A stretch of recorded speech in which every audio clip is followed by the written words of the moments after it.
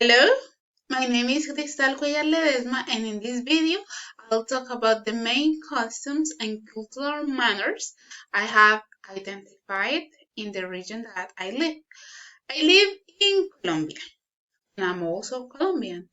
So one of the things that are common to us Colombians is when we're treating with someone in social events, we usually say hello by extending our hand. That's the way that we usually do it. If we know the person a little bit more, we can also hug them, or usually only between women, so we could give them a kiss on the cheek as a way of saying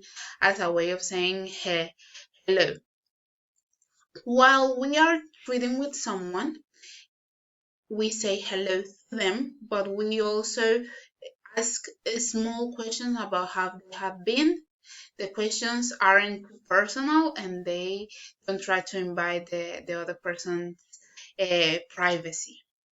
Etiquette is used frequently in social interactions. When there is also a party or something that is celebrated, food is made by women in social interactions, and is one of the things that define or are common in our culture. For example, conversations are started in public places. Those are one of the things uh, that happen in Colombia. Also, when it comes to treating with elders, I remember being taught how to address older people, because in the way that we have to address them, us younger ones, is also by yes sir, no sir in the case of a man, and if it's a woman, yes ma'am, no ma'am. That's the respectful way to do it. If we don't say it that way, it could be very disrespectful. So, uh, some other things about us Colombians is as other Latin Americans is that we're very close to each other. Not only in the way that we treat, but physically. I mean, we talk and we're close, and we sometimes touch each other's hands. It's not common to see people talking with a long distance. No, we're not like that. And when we're talking with someone else, we keep visual contact. We are not looking at our hands or doing something like taking our teeth or our ears, because that's considered to be disrespectful. Another thing is that if you want to talk to someone, or if you want to speak with a person in another house, I remember that uh, I was taught that if I wanted to talk with someone, I had to call them up. I had to reach them first.